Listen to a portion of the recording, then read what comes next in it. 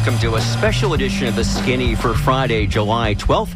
I'm Mitch Perry, the co-host of The Skinny here, a reporter with the Florida Phoenix, along with my co-host, creative loafing editor-in-chief Ray Roa, and independent journalist and author Ben Montgomery. And today it's going to be a little different show. We're going to have a live debate here between the 5 Democratic candidates running for Congress in Florida's 13th Congressional District, which encompasses most of Pinellas County. And that election is on August 20th, just 39 days away.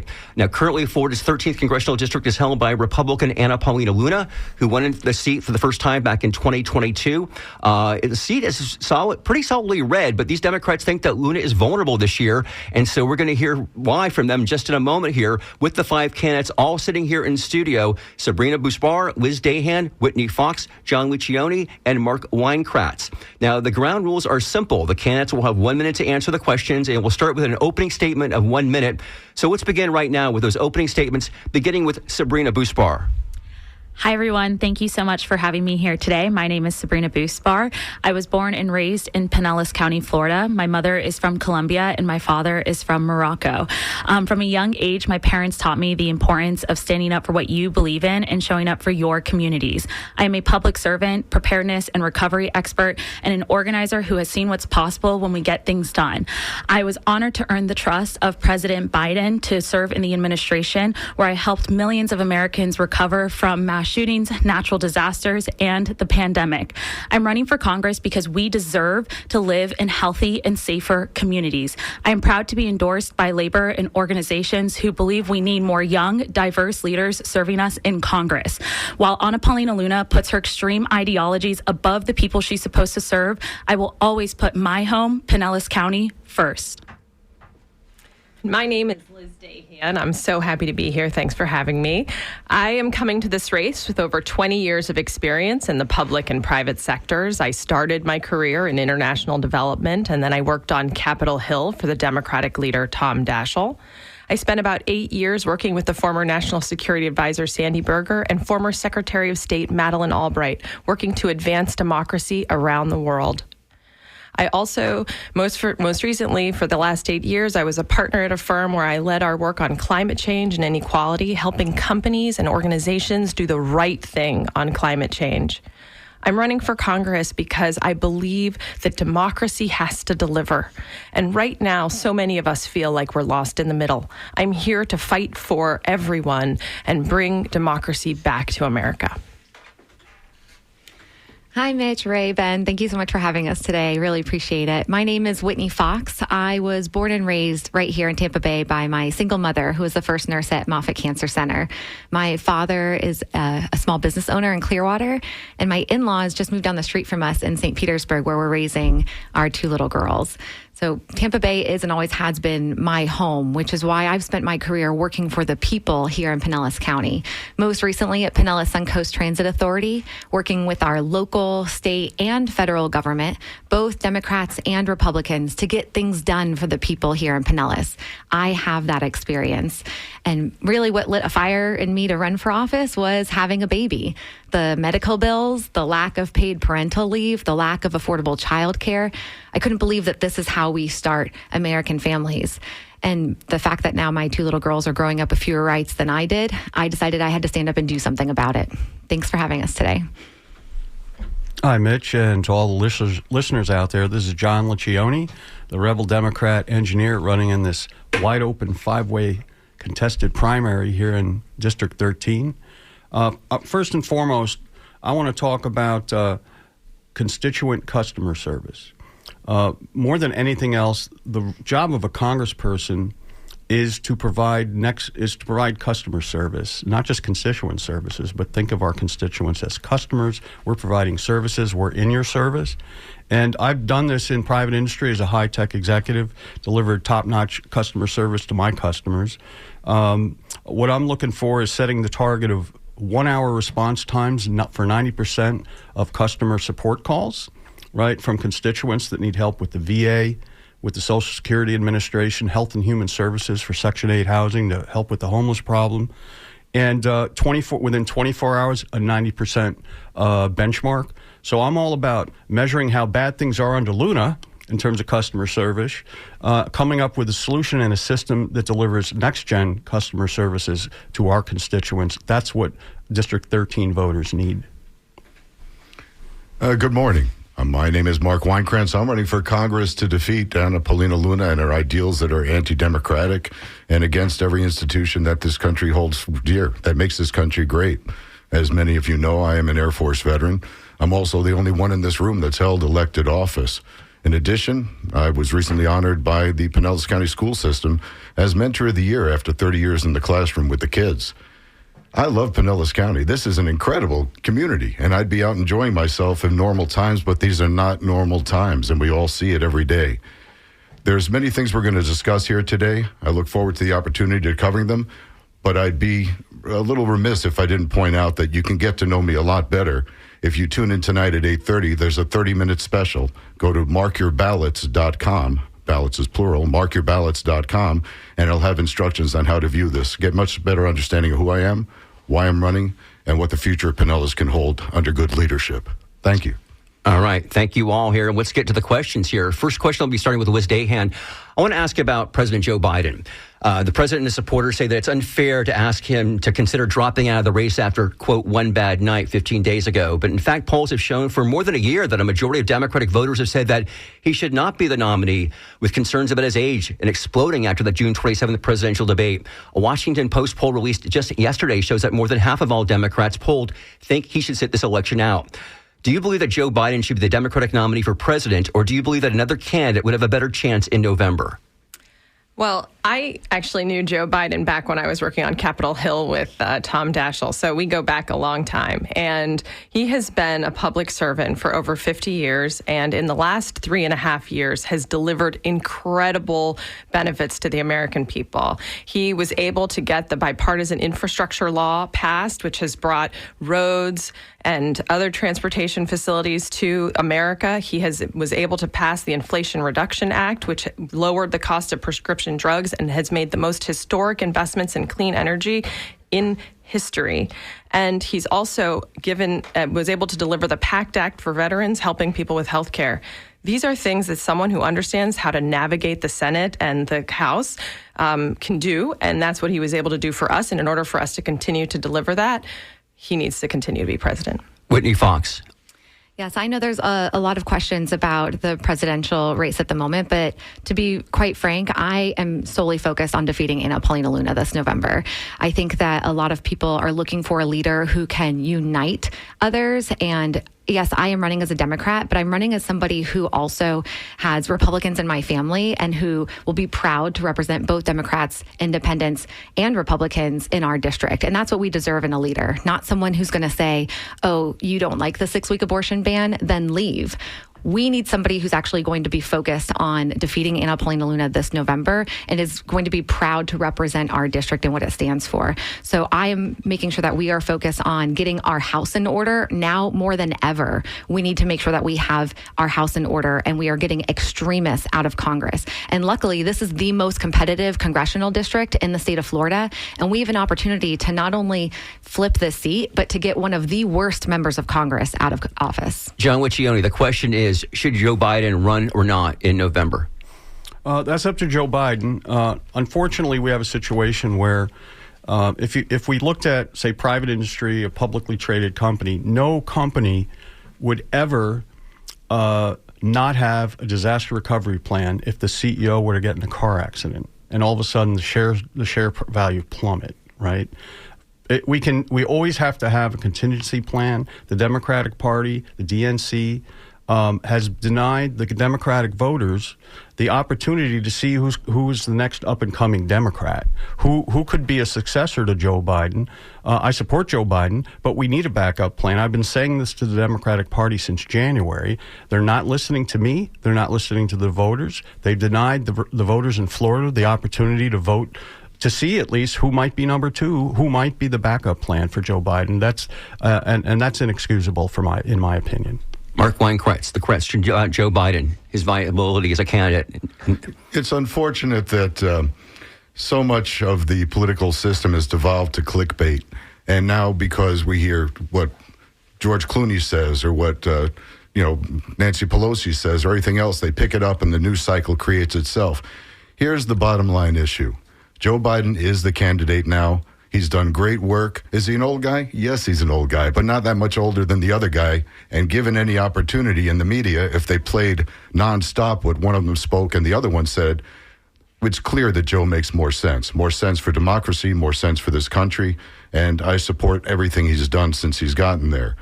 Now, that being said, we need to support the candidate. It's like people saying, I'm never going to Disney World again because the traffic on I-4 is horrible. Democrats will rally around the candidate. This is an on and off switch. Do we favor democracy or fascism? Freedoms or restrictions in an autocratic leader that wants to implement a Project 2025, which is too scary to get into right now? Or not too scary to get into, but too long a story to get into in my remaining time. And the question to Sabrina Buspar. I was proud to work to get President Biden elected in 2020, and I was proud to serve in the most successful presidential administration in decades. President Biden passed the bipartisan infrastructure law, which helped upgrade and rebuild our infrastructure. President Biden passed the bipartisan Safer Communities Act, which helped address the gun violence epidemic that we are in. President Biden passed the American Rescue Plan, which helped millions of Americans recover from the pandemic and provide economic relief. President Biden has done so much for this country, and he needs to do more. I 100% support President Biden. I believe that we actually need to identify the real threat here, which is these extremists, Anna Paulina Luna and Donald Trump. Our democracy is at stake this November. And what I would actually really like to do is call on President Donald Trump to drop out of the race, because the last I recall, he is a literal convicted felon. All right, let's go to abortion rights now. Many, if not all of you, have said, and please correct me if I'm wrong about this, but if you were elected, you would work towards a vote to codify a woman's legal right to an abortion.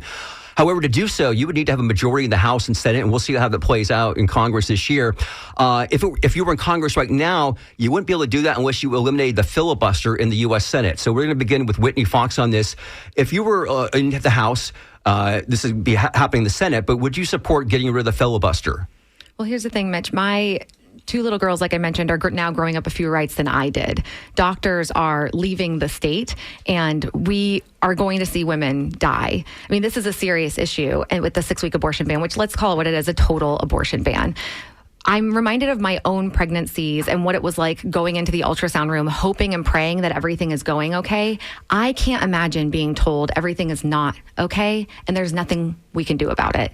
This isn't pro-life. This is forced birth. It's forced birth, then with high medical bills, then get back to working your entire paycheck covering childcare costs. We must protect our reproductive freedoms nationwide. And absolutely, that includes passing Amendment 4.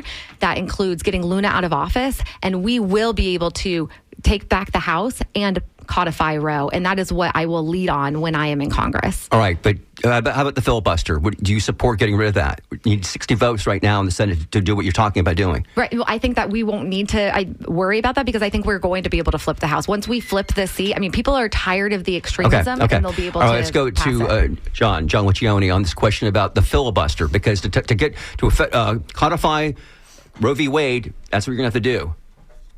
John, it's you. Number one, Chuck Schumer should be doing a better job.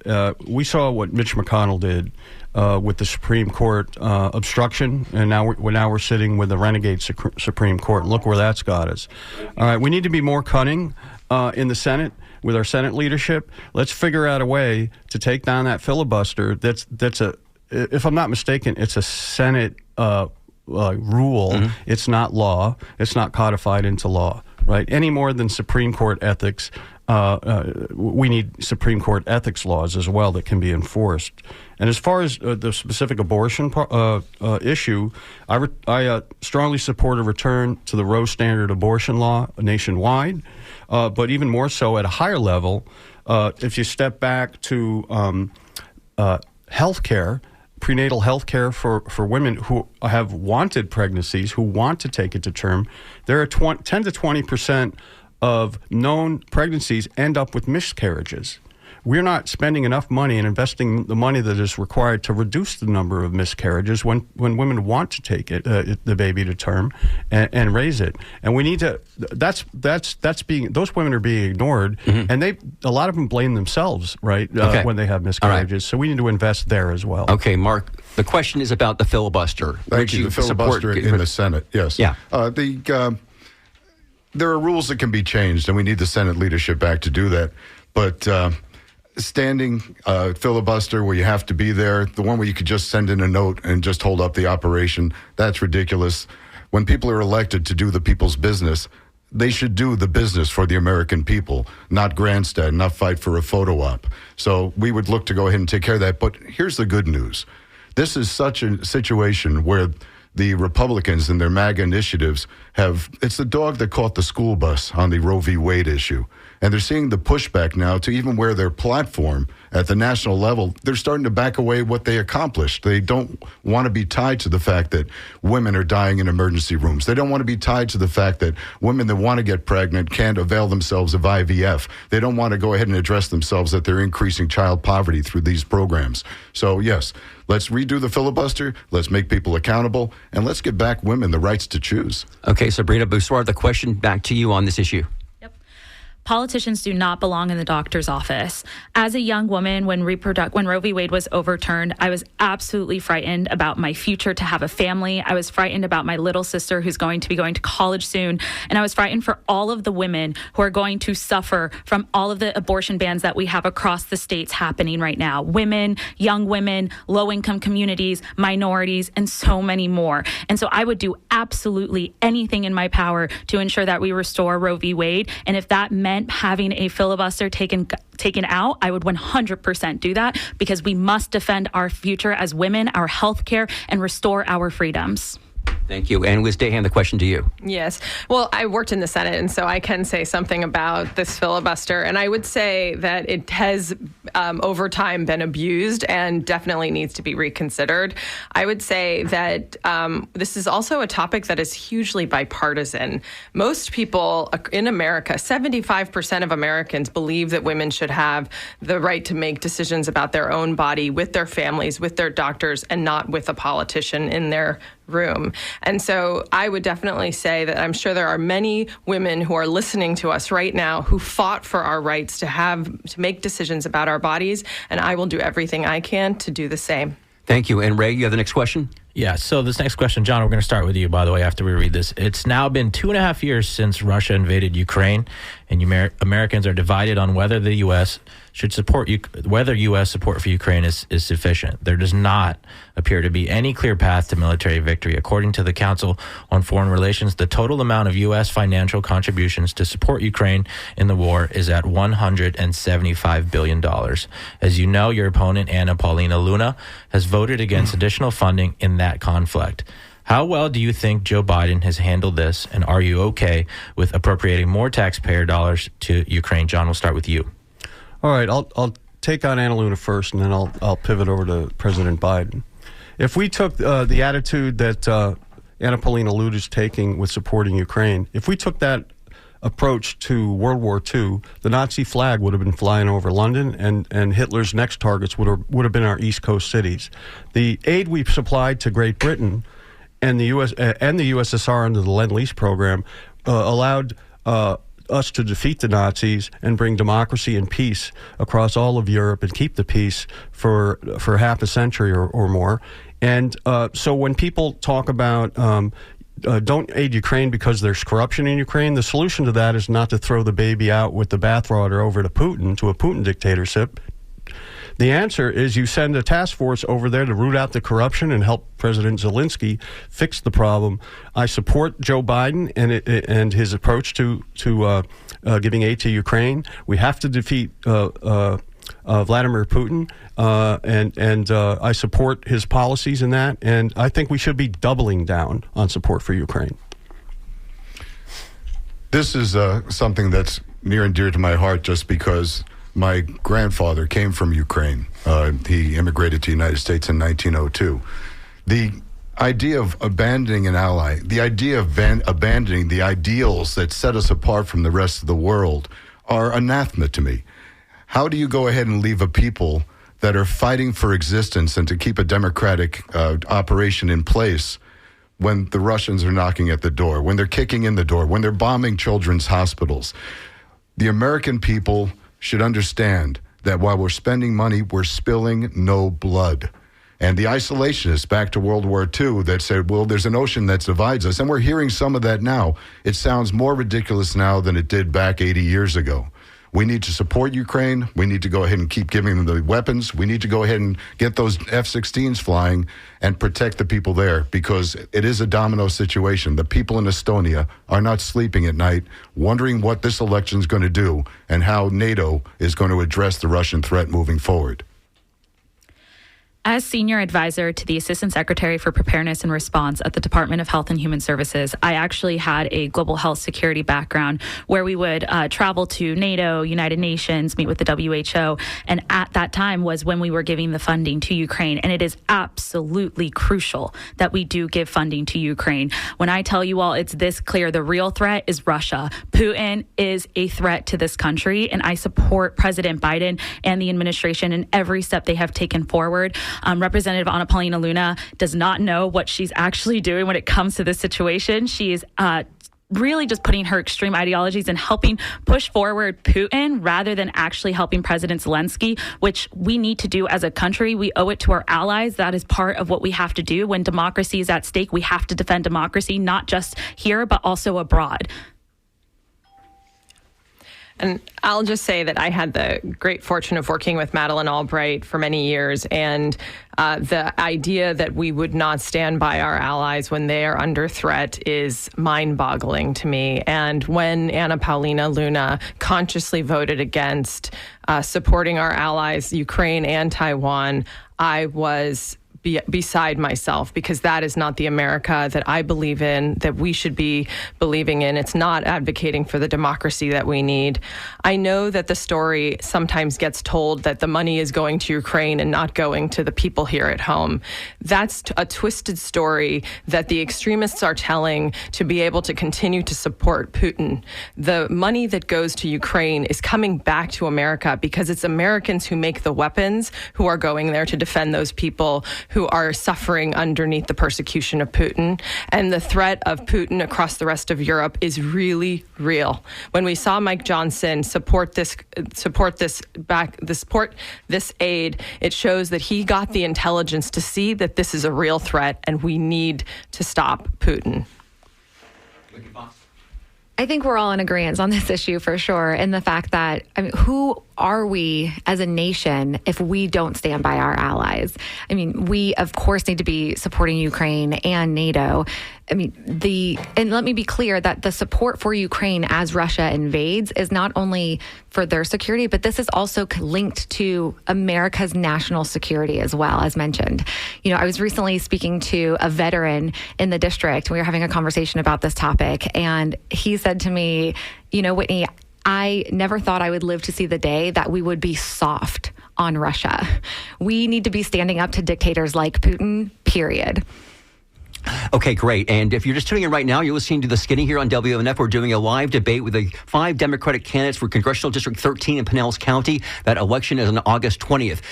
And the candidates are, just to remind you, if you're just tuning in, Sabrina Busbar, Liz Dahan, Whitney Fox, John Liccioni, and Mark Weinkrantz. And Mark, this question is going to go to you, and it's regarding immigration. Early last month, President Biden severely restricted asylum requests for migrants attempting to cross the U.S.-Mexican border with no authorization, saying, quote, "This ban will remain in place until the number of people trying to enter illegally is reduced to a level that our system can effectively manage." Do you support this policy or not? And if you do support it, should it have been announced earlier? The immigration problem is something that concerns us all. We are a nation of immigrants. And as I mentioned, my grandfather came here in 1902, and our families contributed greatly to this nation as the nation's given back to us. The Biden move was a little difficult, but remember, there was a bipartisan immigration bill on the table that was approved. It was written by a Republican, and both sides, through compromise and input, came up with this plan that would allow for an immigration policy that would have added more judges. It would have given some process for immigrants to get citizenship, and it would have limited how some people get in. This is a little difficult to push back on with President Biden, but I understand it. We need to control our borders, and we need to recognize that people want to be here for a reason. Nobody's fighting to get into North Korea or Iran. They want to come to the United States for the dream. And to kill the dream for immigrants, especially those of DACA and things like that, is ridiculous. We are a nation of immigrants. We need the immigrants. We need to go ahead and fund this program. And the legislation was there in front of people to sign, and we know why it was killed. Thanks, John. And now to you, Sabrina Buspar. The same question on immigration. This Biden policy just announced last month. Some people said it should have been earlier. What do you think? Yeah, thank you so much. I do believe it should have been a little bit earlier, but I do support President Biden's decision to still go through with it. The American people said that their number one concern, or one of their number one concerns, was immigration. And so the president took action. He listens to the people. Right now, we have another candidate who does the exact opposite. President Donald Trump is so self-interested that he had the bipartisan immigration reform bill taken away from the American people that would have provided more, drug machine detectors at the border, provided more officers and asylum officers at the border, would have helped ensure that our process was reduced from 6 years to 6 months when it comes to our immigration system. We have a concern here in this country when it comes to immigration. As the daughter of immigrants, I get it. I worked in it. I was at the Department of Health and Human Services working with the Department of Homeland Security on this issue, and we absolutely need to address immigration. But what we need to do is take what we have and make it better. And right now, Representative Anna Paulina Luna and these extremists don't want to do anything because they're benefiting off of you all not wanting to have any kind of policies that are helping the American people and address these issues. Thank you. The question to Liz Dahan on immigration. Yes, well, I'm the granddaughter of immigrants, and I am living the American dream. And so I do believe that immigrants are what make America great. And I want to make sure that we have the policies that enable people to enter this country legally and stay legally. I would point out that it's been over 40 years since we have had full immigration policy reform. And the Trump administration and Luna like to point to the border as the sexy issue that gets all the attention.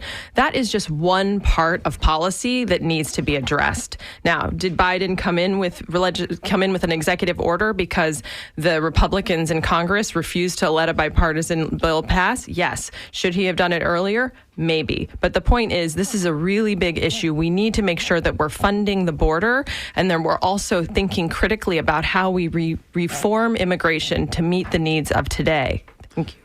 Question back to Whitney Fox on this. Yes, I mean, first and foremost, we need to secure our border. We are all in agreement of that. And this should have been done much sooner. And in that sense, to that point, that what Liz just said, immigration reform should have been done. It hasn't been done in decades. And we've had opportunities to have proper immigration reform. And we need to create a pathway to citizenship, especially for those who have lived here, who have been paying their taxes. We need to be able to have a better process for them. But unfortunately, we do have people in office like Anna Paulina Luna who are not allowing any progress to be made. In order for us to get anything done, we have to work together. And that means compromises will need to be made. But when we have people in office like Anna Paulina Luna, who is an extremist who says, if I don't get everything I want, if I don't get my way, I'm going to take my ball and go home, that is getting us nowhere. And besides, if we pass immigration reform, what would she run on? Saying that she almost got Merrick Garland arrested? I think we all agree that we need to secure our border and have immigration reform. We just need people in office who are actually going to do the job. The question to you, John Liccione. Yeah, on the southern border, and all of our borders for that matter, we need smart shields, not a dumb wall.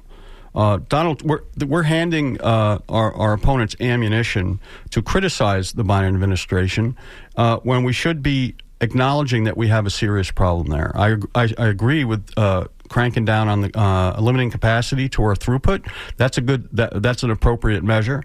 What I would recommend is what I call a series of metaphorical Ellis Islands strung across the southern border, and each one's an immigrant processing center that filters out the drug traffickers, the human traffickers, the terrorists that want to do harm to our nation, and allows us to detect who the legitimate asylum seekers are that are yearning to breathe free here in America. I call these people our Statue of Liberty people, right? So I envision things like rapidly deployable mobile polygraph shelters. You know, we can detect and eject people that want to do us harm with tech. right? These are the sorts of things we can stay within the capacity to process legal immigrants and asylum seekers. Thank you, John. Okay, let's now move on to, let's pretend that you're in Congress right now, okay? So just in 12 days from now, Israeli Prime Minister Benjamin Netanyahu is speaking to Congress. But a number of House Democrats say they may not be in attendance, or they say they won't be in attendance. If you were in Congress right now, beginning with Sabrina Busbar, would you attend to see Benjamin Netanyahu address Congress? If I were in Congress, I would go to see President Netanyahu address us in Congress. I mean, we have to listen to the leaders abroad and what they are seeing and what they are doing. I saw the importance of that when I traveled to do the NATO meeting, and I got to hear directly from President Zelensky with the Ukraine issue. And what we really saw was a whole other world. And it is so important that your leaders go in with an open mind, they listen to what's happening, and then they come out of there making the right decisions necessary. Great. Thank you. Liz Dahan, would you attend to Benjamin Netanyahu speaking to Congress? I would definitely attend. I would also say that what happened on October 7th is very personal for me. My best friend's family was abducted. 2 of them were killed. 2 of them were held hostage and released 52 days later, and 1 is still held hostage. I understand and I have deep empathy for the Israeli people who feel like they have been under attack. I also, as an Arab American, understand how under attack the people who are living in Gaza must be feeling. And this has been a very difficult situation for everyone. And I believe that it's important for us to listen to Netanyahu and ask him tough questions about how he's thinking, about what the end game looks like, and how we can make sure that we rebuild the Palestinian state. And I'm saying state, I believe in a 2-state solution for following this very, very difficult time. Thank you. The question to you now, Whitney Fox. Yes, of course. I think this idea of if we don't agree with somebody on issues, or don't see eye to eye, and we're just not going to show up for the conversation, has to stop. The only way that we are going to make progress in this country, and the way our government has been built, is to listen to one another, is to have these tough conversations, even if you don't agree. So I think that that's first and foremost, absolutely any leader should be attending. Obviously, like was said, what happened on October 7th was horrifying. And I, of course, stand behind Israel. They are also our ally, and they have every right to defend themselves and to, of course, hopefully bring back the hostages was what we should be focusing on, and eliminating Hamas. However, we must also make sure that we are doing so in a humane way and providing humanitarian aid to those whose lives are being affected by the fighting. Thank you. John Liccioni, the question to you. Yeah, if you think back at the raid, the Obama ordered raid on the Bin Laden compound, right? It was a surgical strike. He could have just done a drone strike and taken out everybody in the compound. But he made the conscious decision once we realized there were women and children in the compound to go in surgically and to put special ops, our Navy SEAL team lives at risk, because he was using those women and children as shields, just like Hamas is doing with the Palestinian men, civilians there, women and children there. And so if I were congressman, and I think that way in my head already, I would get a meeting with Prime Minister Netanyahu, and I would walk him through that and use that example as the way he needs to be going after the Hamas enemy combatants surgically, not with with bombs that have all this collateral damage. We should never be targeting anyone in any country using weapons of those natures on hospitals any more than in Ukraine, America, or in Israel or Palestine. Thank you. And then the question about Bibi Netanyahu, Mark Weinkratz. Yeah, the question is about going to see Netanyahu speak. My connection to Israel goes back to the time I was 16 and wound up working kibbutz. And I'll never forget getting off the bus and walking up the hill, and a gentleman yelled across his yard, "Welcome home." And I always felt that. I still to this day feel a kindred spirit, because it is home. It's the dream. And Netanyahu, similar to what Trump is doing here in this country, is killing the dream of Israel, of a free people that can operate democratically. Trump's doing the same thing here. Would I go see Netanyahu? I would love to go see him, because as a member of Congress, I'm doing the job to show up. You do the work and you get the paycheck, but do the work. And I would look for a caucus earlier with the Jewish caucus to get some private time with him to tell him how he's killing the dream, to tell him that he shouldn't take American support for granted to go ahead and further his own agenda. He, like Trump, had been trying to deal with the judiciary only for his own benefit. We can't allow either of those people to kill the dream. Thank you, Mark Weinkratz. Okay, let's talk about energy right now. Go back to domestic issues. The U.S. and other industrialized countries have committed zeroing out their net impact on the climate by the middle of the century. To meet this energy demand without worsening climate change, the U.S. Energy Department's report on advanced nuclear energy released last year said, quote, the U.S. will need between 550 to 770 gigawatts of additional clean, firm capacity to reach net zero. Nuclear power is one of the few proven options that could deliver this at scale. So the question first to you, to Liz Dahan, what do you think of nuclear power? It doesn't emit greenhouse gases. So is it a legitimate alternative energy source, or should it be discounted? That's a great question. When the Inflation Reduction Act was passed in 2022, I actually spent a lot of time briefing CEOs and other leaders about what the Inflation Reduction Act means for them and how it actually was it sort of let any technology survive type idea. So we talked a lot about green hydrogen, a lot about nuclear, and a lot about solar and other renewable energies.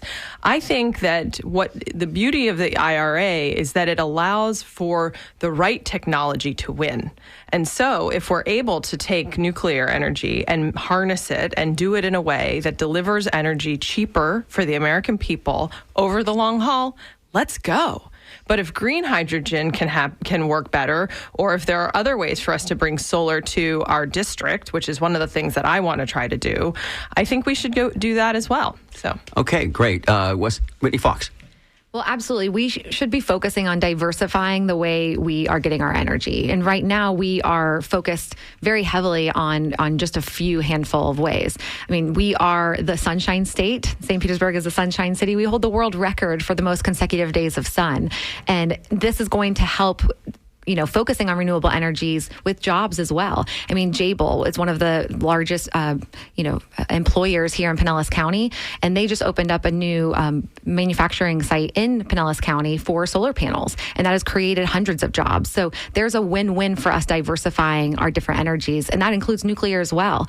Right now, I'm not sure if you've heard the news about Anna Paulina Luna and the fact that she has made a major investment in one of her donors who oversees an oil and natural gas energy company, and she sits on these committees that is overseeing this type of business. So first and foremost, we need to diversify the type of energies that we are using, and second, we need to make sure we don't have politicians in place who are corrupt and making profit over these types of policies. Thank you. John Liccioni, the question about bringing nuclear into the mix in the United States.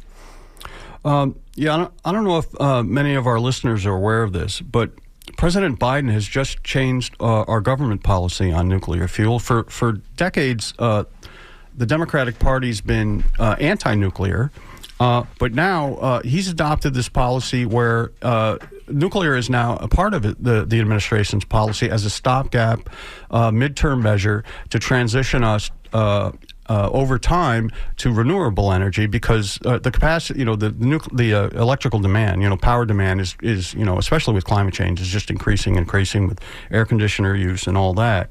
So I support safe, small nuclear. We need to invest more R&D money at the federal level to provide tax breaks and such, and even DARPA funding to come up with smaller, safer nuclear that is cleaner, and things like nuclear fusion. We need to get there fast, and we need to retire the old nuclear plants that are sitting on fault lines and on coastlines like Diablo Canyon, right? So all safe nuclear, just like Joe Biden. Thank you very much.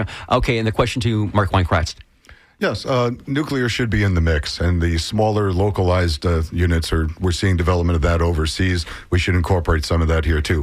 I have solar, and I got to tell you, when I get a $30 electric bill, I'm happy to be part of the green revolution. And the green revolution, the green jobs are actually outpacing the old jobs in the oil industries right now. We see how old infrastructure doesn't work. In Houston right now, the storm Beryl hit on Monday, and today there's still 500,000 people without power in the Houston area. That's inexcusable. we need to go ahead under the Infrastructure Improvement Acts. We need to go ahead and do everything to ensure the grid and deliver power to people, and nuclear should be in the mix. On the topic of solar, I just saw recently that California produces so much of it that it goes to waste. So they're investing more in batteries now, so at the peak time they can store it, and they'll need even less nuclear. Ray, next question to you. No, Ray. Oh, I'm sorry. Okay. Sabrina Buspar. Thank you.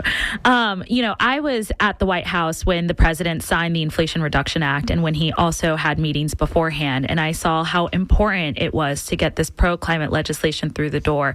And when I'm in Congress, I would want to continue on expanding upon it, investing in climate mitigation and resiliency, ensuring that we are investing in our solar panels, but also renewable energy and other sources to ensure that we are a better, clean country, but also across the globe. And, I received my master's in emergency management and natural disasters from Georgetown because of how deeply important this topic is. And one of the key things that I'm going to do in Congress is ensure that if we do use nuclear energy, it is safe for our environment, it is safe for our future, and it actually does not put American people at risk, because that's always a grave concern of mine.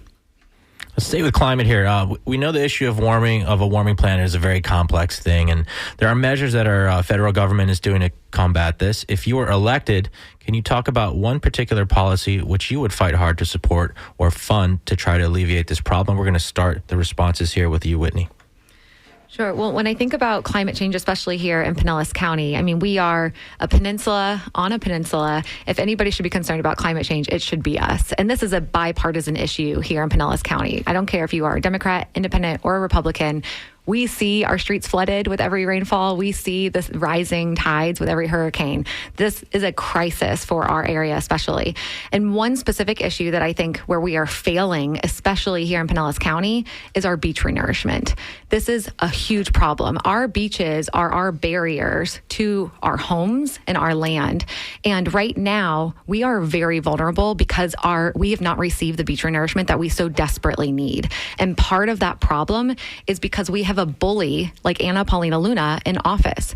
When the Army Corps of Engineers decided that they weren't going to fulfill our beach renourishment, her response was to threaten to defund the Army Corps of Engineers, which has just pushed us further away from a solution. And I know from conversations of members of Congress in Florida who are getting together a bipartisan way to talk about a way to address this issue, and they are not bringing Luna to the table. We need somebody who's going to fight for those issues. John Lucioni, the issue of what would you want to do in Congress to try to alleviate, some way to alleviate the issue of climate change? I echo Ms. Fox's statements about Anna Luna, but it's even worse than that. Anna Luna's not protecting our beaches. We got beach erosion. We got red tide, which affects senior health, respiratory problems. I experienced that myself in 2019. I was living in Reddington Shores in an apartment one block from the beach. I didn't know about red tide back then. I just saw it, and I was walking around hacking and coughing, dry cough. I had no idea. Doctors couldn't tell me what it was. So Anna Luna isn't just dissing the Army Corps of Engineers. She's got a huge grudge against the entire DOD in which she and her husband, Andy Gamburski, served. They are literally, as co-plaintiffs, suing the DOD for for millions of dollars, claiming falsely that Andy Gamburski was run out of the U.S. Air Force because he wouldn't take his COVID shot. True story. I've issued a press release on it. She's not protecting our beaches, and because she has this grudge and is taking it out on the U.S. taxpayers and the DOD, she's never going to get anywhere on beach replenishment. Thank you. Question to you, Mark. Climate change is one of the serious issues. These are several serious issues that need to be addressed by serious people in a serious way. What are we going to leave our children and our grandchildren if we don't do something now? We keep hearing about the tipping point. We keep getting closer. So climate change needs to be something addressed in Congress and in the Senate, and all the American people need buy-in here because there's only so much we can do after we reach the tipping point. Flying for a living for so long and seeing the glaciers walk back in Greenland and Alaska over the decades, you know where the water's going. And it's coming to Florida, just like so many people that want to move here. But right now, we have to concentrate on getting legislation forward to protect the American people. And in the meantime, Pinellas has done a pretty good job of mitigation. For every dollar spent to prevent the damage of storms, it saves $6 moving forward. And the county is doing that. The federal government should be on board for that because while we're fighting the impact of climate change, we have to prepare ourselves for the consequences of the inaction we've had for so many years. The question to you, Sabrina Buspar. During my time in the administration, we worked closely with FEMA. I was there during hurricane season responding. I have seen natural disasters not just put our district at stake, but put the entire state of Florida at stake. And we really need to address this. The climate crisis is not coming. It is here. It is now. We just saw the first landfall of a hurricane come to the United States of America, and it was early in the hurricane season. And receiving my master's in all of these issues, it's actually one of the core things I will champion in Congress. I believe that we need to invest in mitigation efforts, because when we actually invest in mitigation efforts, it will bring our insurance prices down. In FEMA, there's the Federal Insurance and Management Administration that does receive funding, and we need to ensure that it is maximized and actually effective to help our district and bring money back. And also, when it comes to being pro-environment, the Beach Renourishment Project actually is going to hurt our ecosystem, and we need to ensure that we have electeds who are going to know how to be more proactive rather than reactive when it comes to the climate crisis, because this is the top of mind of Pinellas County voters. Thank you. And last to Liz Dahan. Yeah, there is no other candidate in this primary that has more experience working on climate change than I do. I have, for the last 10 years, been working with companies and organizations to advance game-changing climate change initiatives that will help invest and build more clean energy around the world and in America than anyone else here. But I would say one thing. Last month, the Supreme Court's conservative majority overturned a pivotal doctrine called Chevron. That doctrine, for 40 years, has been used by agencies to create regulations and interpret legislation to draft complex regulations. Big business targeted Chevron to water down environmental regulations and other environmental protections. And one of the things that we're going to need in Congress is someone who understands these issues really well, because these are serious times. And legal experts say that we're going to be needing to draft more detailed legislation. And you want a representative who knows what they're doing. And that's me. Thank you. And you mentioned the Supreme Court. So let's talk about the U.S. Supreme Court. Many Democrats have expressed unhappiness with the state of the U.S. Supreme Court. If you were in Congress, and we're going to begin with John on this, if you were in Congress, would you support some type of legislation to change either the composition of the size of the court, or implement term limits, or mandatory retirement limits, or something else? Well, in a world where a Supreme Court grants a president absolute immunity for any act that can be argued as an official act, I could not believe it when I guess I could believe it. I sort of expected it after $4 million of gratuities that Clarence Thomas has received since taking office. I support Alexandria Ocasio-Cortez's efforts in Congress to impeach Clarence Thomas, to impeach Samuel Alito. We can't have Supreme Court justices, bought Supreme Court justices, period. I would vote to expand the court. I would vote to remove, I would push to remove these compromised Supreme Court justices, wherever they're compromised from, whether it's from Russia or big Republican donors. And we need to return, the president can't order a SEAL Team 6 hit on a political opponent as an official act with impunity. He can't shoot somebody on the middle of Fifth Avenue and get away with it. He can't walk around groping women and getting away with it because he's famous. Okay, thank you. Mark Weinkratz, the question to you on possible reform of the U.S. Supreme Court. Yeah, the Supreme Court has got lower approval ratings in history now than ever before, and there's a good reason for it. But that means it's not just people that are getting their way or not getting their way under decisions. Everybody doesn't approve what's going on with the Supreme Court. We've lost the essence of knowing what the value of shame and hypocrisy are. It's wasted on these people. They feel no shame. They see none of their own hypocrisy. And I would do whatever necessary to go ahead and give the courts back the credibility they need. And if that means expanding it, that would be great. Let's go ahead and hear the voice of the people instead of the far-right agendas driving what's out here for the American people. It is shameful to accept all the gratuities. It is shameful to blame your wife for flying a flag upside down. It's time for the institutions in this country to be respected. But in order to do that, we need people there that can be respected. Leaders lead. There's a solution here. It may not be popular initially, but people like Merrick Garland should be making moves right now. Okay, Sabrina Buspar, the question on possible reform of the U.S. Supreme Court.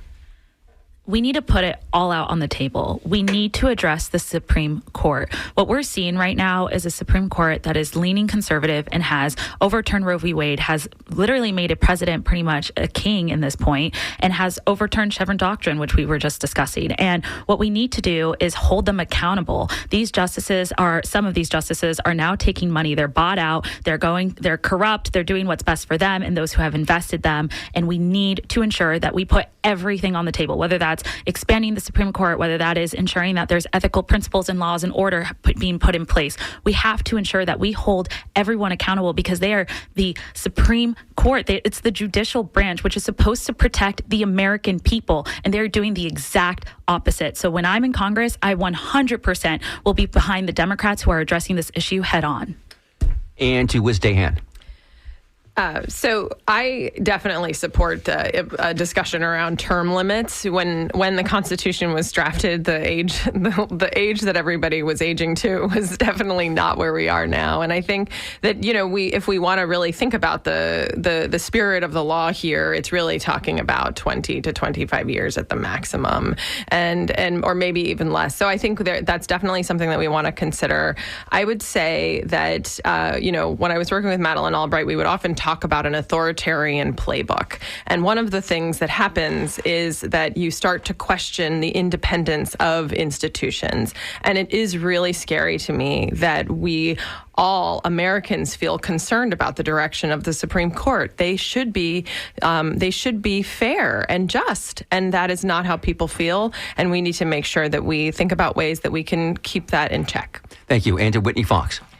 Yes, I agree. I mean, the lack of faith in our institutions like the Supreme Court is dangerous for our democracy. And I think, we have these Supreme Court justices who are going on lavish vacations and taking gifts from people who have cases going before the Supreme Court. I mean, it has gotten way out of hand. I agree. I think that term limits is something that we need to be considering. The fact that one president can appoint 3 Supreme Court justices who will change the direction of our country for an entire generation is quite frightening. So I think that we need to look at what are we doing in terms of term limits for the Supreme Court justices. Right. We only have a couple of minutes left, so the next question, if you can answer it maybe just 15 seconds, that would be awesome. But let's try to get one more in. Starting with Mark, you're all critics of Donald Trump. We've heard some of that today. Was there any legislation he supported when he was was any legislation that he did when he was president that you would have voted for in Congress or you supported? Any policies that he did that you thought weren't terrible? Terrible. Separating women from their children on the border. Who are we as a people when the leader of our nation is taking children out of the arms of their mothers in the middle of the night?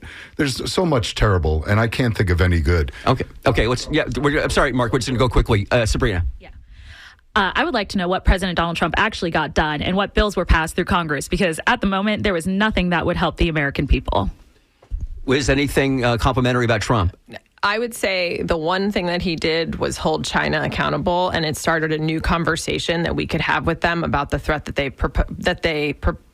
posed to us. And I think if I could say that was one good thing, that would be it. Whitney Fox. I'm not here to talk about the presidential race, but I am here to say that we are going to defeat Anna Paulina Luna this November. We've got the army of support that we are building with fundraising and endorsements from members of Congress, including Kathy Castor and over 50 local elected leaders. We have to unite now to get Anna Paulina Luna out of office this November. Thank you. Okay, John Liccioni, quickly. There is not a single decision that Donald Trump made while in office that I support. Period. Okay. Thank you. We'll leave it there. Okay, so that was the voice of John Liccioni. The other voices you heard were Mark Weinkrantz, Whitney Fox, Liz Dahan, did I get Sabrina Busbar, the 5 Democratic candidates who are running in Congressional District 13.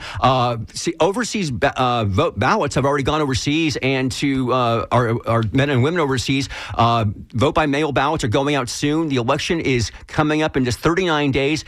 The registration date, I think, is July 22nd. So if people want to register, if they live in Pinellas Pinellas County. Even if you're independent, you could register a Democrat and vote in this race.